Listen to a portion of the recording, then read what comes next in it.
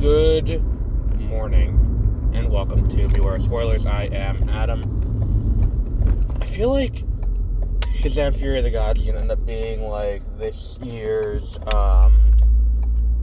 Age of Ultron for me, where I saw Age of Ultron like 4 times in the theater to decide if I liked it. I'm not going to see this movie 4 times in the theater, because I think this movie is worse than Age of Ultron, but it's just something that I'm like, did I like that? Did I not like that? I think I liked it.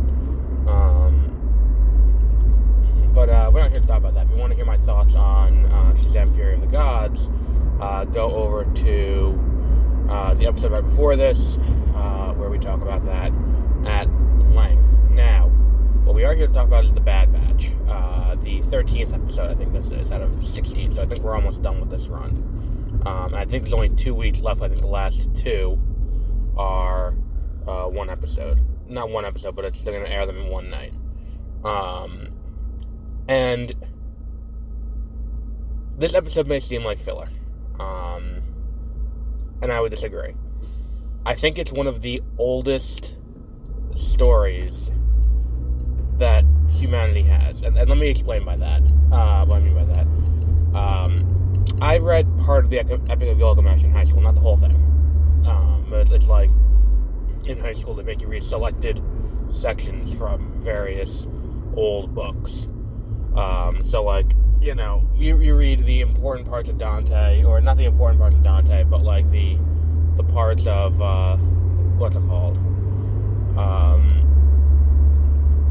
Like, certain cantos you read, and then you're like, alright, cool. The general gist of it, without reading the entirety of, you know, Inferno, or Purgatorio, or Paradiso, but you read just, you know, bits and pieces from Inferno only, not even from the other 2. So, whatever. The issue is, in the Epic of Gilgamesh, and this I found out from reading Hero in 1,000 Faces, in that book, there is a section where, and Epic of Gilgamesh goes back to ancient Babylonians, I think. So we're talking way the fuck back, the earliest of early civilizations. There's a section where, you know, Gilgamesh is going out on this mission to, I forgot what his mission was, but he's confronted with a goddess who asks him the question, so what are you going to do when you finish this mission? You've devoted your life to this. What becomes of you when you have no more war to fight, no more enemy to slay, no more whatever, you know, platitude you've heard about this kind of thing? What happens to you? And it struck me that it's like, oh wow, this is a question they've been grappling with on a philosophical level since, you know, the beginning of written literature. Like, it's fascinating in that regard. And that's what this episode of The Bad Batch is. It is, can someone who was designed for war, you know, can someone whose entire existence has been about fighting, and yeah, they, you know, the clones do help each other out, and the clones do a lot of, you know, better things, and they do help each other, and they form familial bonds with each other and with other people and all of that. And it's like, what becomes of them when they no longer have a war to fight? Can they go on to have a life of peace? Is that something they are physically capable of doing? And that's what this episode kind of grapples with. And it's that idea of they are being given the chance here to drop out, stop fighting the fight that they've been fighting since they were created and sent out into the wider universe, and go out there and just retire. And can they do it?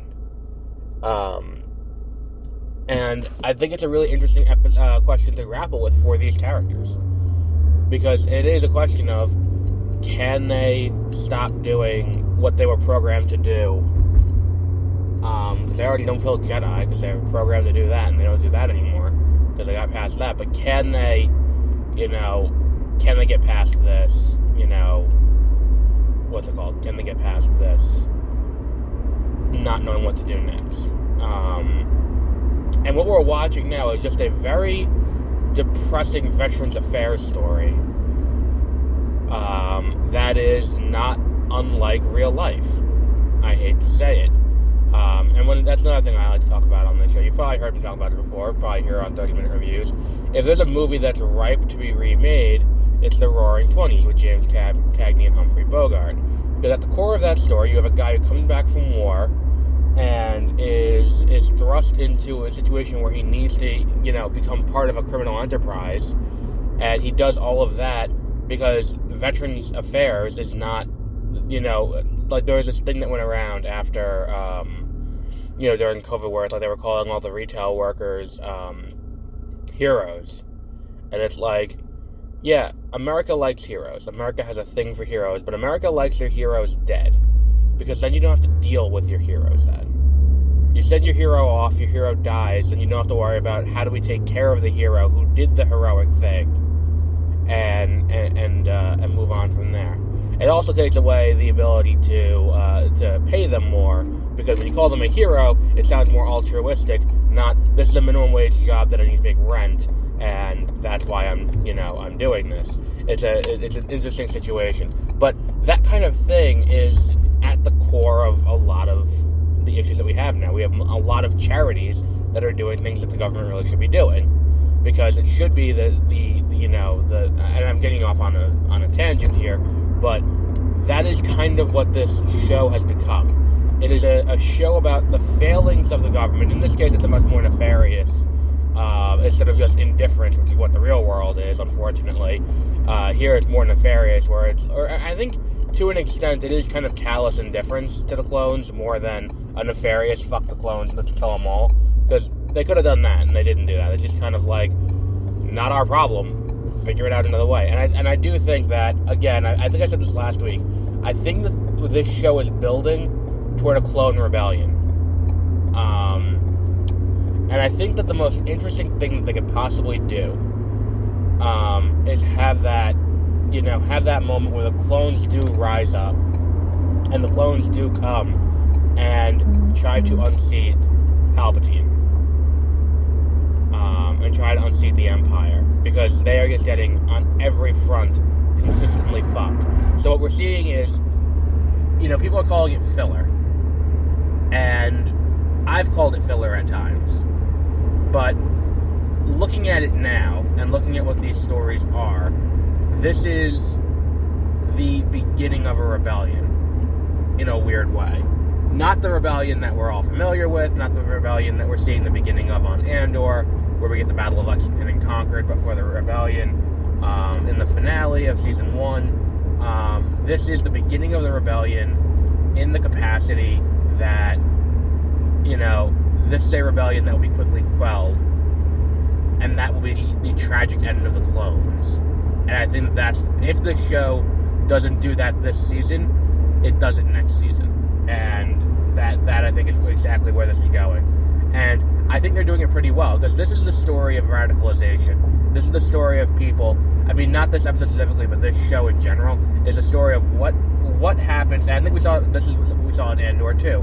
What happens to people that make them need to rebel?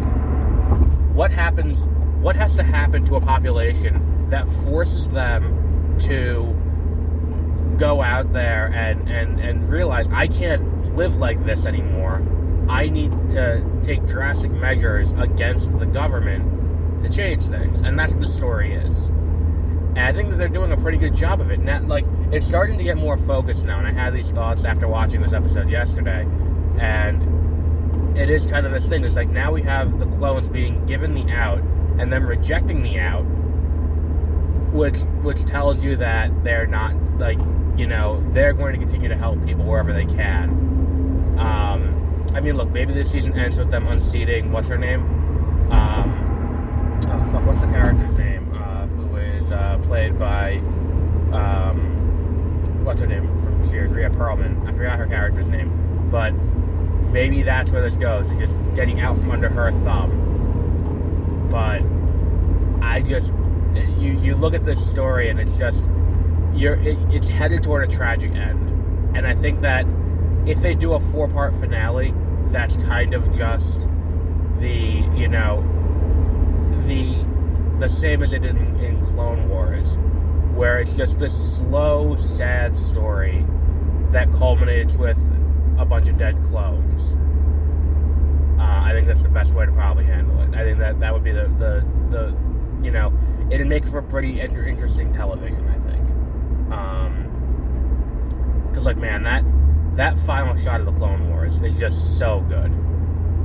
With Vader, with all of the things, it's like, in one shot they perfectly summed up what the entire point of the Clone Wars was. It was, a bunch of what the end result was. It was a bunch of dead clones, and it gave them Darth Vader. Like, it is such a great moment. Like, that whole thing is just so great.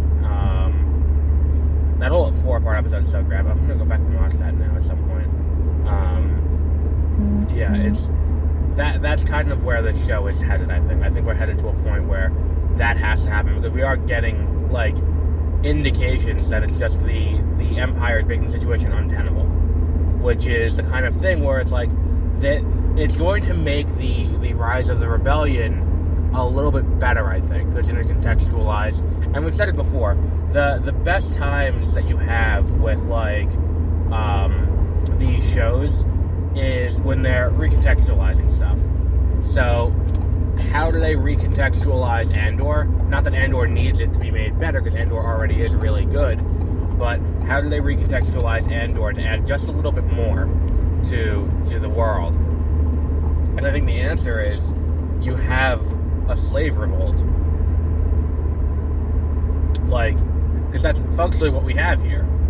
They are people who are bred specifically to serve a purpose and die. And then when they didn't die, now they're stuck there. And what do we do with these people? And I think that having that happen with the clones will give the ideas to Luthen and to Mon Mothma and to all of these others who will see this happen, and will be like, okay, so what we have to do is, if we make the situation for the galaxy at large untenable, it will create a situation in which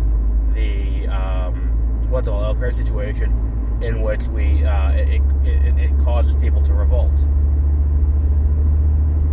And I think that's kind of a great way to end off the season, if I'm being honest. Like to end off the show.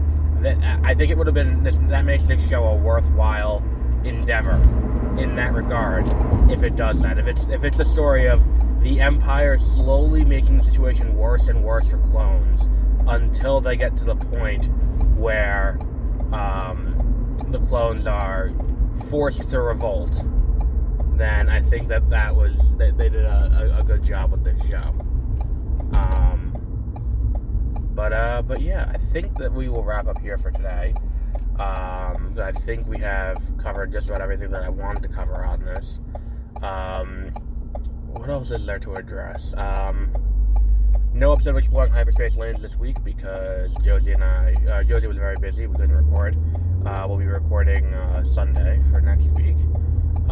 If you go to... what was the other thing we're going to be doing? Over on 30 Minute Reviews, we did a ranking of the DCEU last weekend now. You can check that out. Oh my god, why is my heat on? I thought there was something else. And tonight on 30 Minute Reviews, we will have the second episode of The Outer Banks, Outer Banks. I'm not super, sold on this show yet, but I like to give the show 3 episodes. And at this point, it's only 10, so we'll get through the entire first season before deciding whether or not to do season 2 in the future. But I think we'll wrap up there for today. So until our next episode, which will be tomorrow, we'll be covering The Flash, the last 2 episodes, episode 5 and episode 6. So until then, have a great rest of your week.